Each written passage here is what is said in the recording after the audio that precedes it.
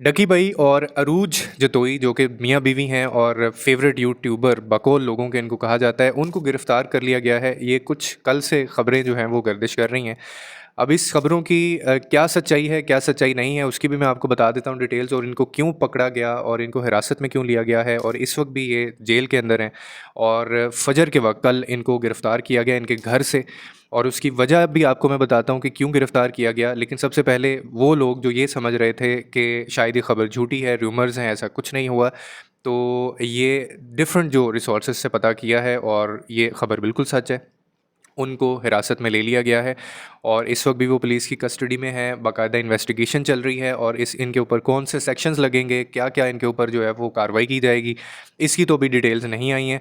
लेकिन रीज़न क्या है, क्यों इनको गिरफ़्तार किया गया? अब होता ये है कि अरूप जतोई जो है, जो डकी बाई की वाइफ़ है, वो इंस्टाग्राम के ऊपर कल उन्होंने एक स्टोरी जो है वो शेयर की थी, और वो स्टोरी के अंदर एक पोस्ट के अंदर उन्होंने वेपन जो है वो पोस्ट कोई की हुई थी, जिसके अंदर उन्होंने कोई वेपन पकड़ी हुई थी। अब आपको पता है कि इस तरह की जो ये जहाँ जब मैं ये बात करता हूँ कि आपके पास अगर 20 मिलियन, 10 मिलियन, 8-9 मिलियन की फॉलोइंग है, तो आप एक सोसाइटी के ऊपर इम्पैक्ट रखते हैं। आपके एक-एक मैसेज, आपके एक-एक वीडियो, आपकी एक-एक कही बात का लोग असर लेते हैं। और ये वैसे भी इल्लीगल है, ये एथिकल नहीं है कि आप अपनी वीडियोस में जो है वो वेपन्स वगैरह का इस्तेमाल कर रहे हैं या दिखा रहे हैं आप। और इन्होंने पोस्ट के अंदर वो दिखाई हुई थी, फिर उसके अंदर कोई व्लॉग इन्होंने बनाया होगा जिसकी वजह से इन्होंने अपनी थोड़ी सी टोर मारने की कोशिश की। अब उसकी वजह से पुलिस ने इनको हिरासत में ले लिया है। और भी चार्ज इनके ऊपर लगे हैं, वो ये है कि पुलिस का कहना है कि जी ये जो प्रोटेस्टर्स जो हैं, वो जो प्रोटेस्ट कर रहे हैं आजकल पीटीआई या पॉलिटिकल जो इंस्टेबिलिटी की वजह से, तो वो इनको भी प्रमोट, यानी ये उनको भी प्रमोट करते हैं और अपनी वीडियोज़ के थ्रू ये लोगों को प्रमोट करते हैं उन प्रोटेस्ट करने को, और इस तरह के जो एक्ट करते हैं ये लोग। तो ये एक इमेज जाता है, गलत इमेज जाता है सोसाइटी के अंदर। अब जो वेपन वाली बात है उस पे तो मैं बिल्कुल, आपको भी पता है, मुझे भी पता है कि आप ये इस तरह से इन चीज़ों की नुमाइश नहीं कर सकते अपनी वीडियोज़ के अंदर। यानी ऐसी चीज़ें जो सोसाइटी के अंदर जो है वो डिस्ट्रक्टिव जो है वो डिस्ट्रक्शन का मैसेज दें, या लोगों को जो है वो इस चीज़ पे मोटिवेट करें कि आप हथियार उठाएं, या आई डोंट नो वो क्या करना चाह रही होंगी। लेकिन फिर भी मैंने आपको जब बेतहाशा वीडियोज़ बनाई हुई, और मैंने इनको इन पे कहा हुआ है आपको कि इन लोगों की जो कैलिबर है, इन लोगों का जो अक्ल है, वो शऊर इनका इन्हीं चीज़ों की हद तक होता है। काम की बात तो ये तो कोई कर नहीं सकते। All they can do is this, जिसकी वजह से इनको गिरफ़्तार किया गया है। अब वो पता नहीं आगे कौन से सेक्शन लगते हैं, उसकी तो बाद में वो जो है ख़बर आएगी। अब आ जाते हैं कि ये क्यों जो है ये इनके साथ होना चाहिए था। एक तो वजह ये है कि मैंने बहुत सारी अपनी वीडियोज़ में कहा कि when you have a huge following, तो आपके ऊपर उतनी ही फिर भारी ज़िम्मेदारी भी होती है कि आपने लोगों को एजुकेट करना है, या गुमराह करने की भी उतनी रिस्पॉन्सिबिलिटी आप पे आती है। आपको याद होगा कि इन भाई साहब ने एक डेयर, पता नहीं फैंस ने दिया था या इन्होंने फैंस को दिया था, कि इनके पता नहीं इतने मिलियन अगर फॉलोवर हो जाएंगे तो ये अपनी गंज करवा लेंगे, अपनी टिंड करवा लेंगे। अब वो फॉलोवर हो गए उतने, और उसके बाद इन्होंने लिटरली अपने जो सर के बाल हैं वो सारे उतरवा दिए थे। अब इस चीज़ का इतना असर लोग लेते हैं सोसाइटी के अंदर कि इनकी एक फ़ैन थी बच्ची उस टाइम में, वो बच्ची इस चीज़ से इतना ज़्यादा इम्पैक्ट उसको हुआ, डला उसके ऊपर इम्प्रेशन, कि उस बच्ची ने भी अपनी जो है वो बाल उतरवा दिए थे। सिर्फ़ कि मेरे, क्योंकि वो बहुत इनकी फ़ैन होंगी या इनको फेवरेट यूट्यूबर मानती होंगी, तो उन्होंने भी ये काम जो है वो शुरू कर दिया था। So this is how you deliver messages, और इस तरह से आप सोसाइटी के ऊपर इम्पैक्ट कर रहे होते हैं।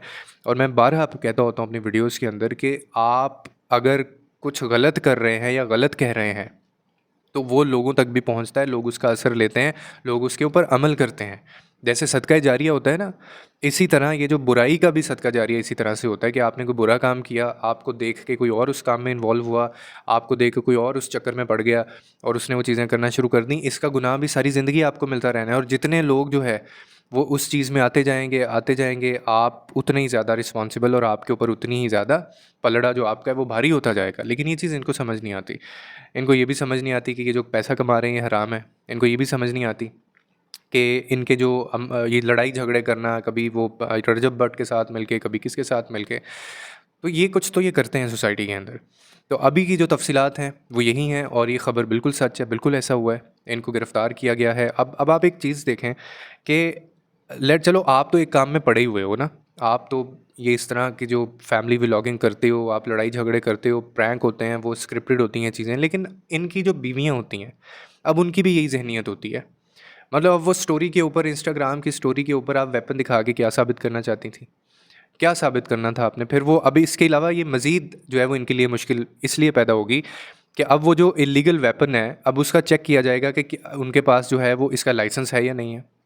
इस तरह की चीज़ आप इस नहीं रख सकते ना बिना लाइसेंस के।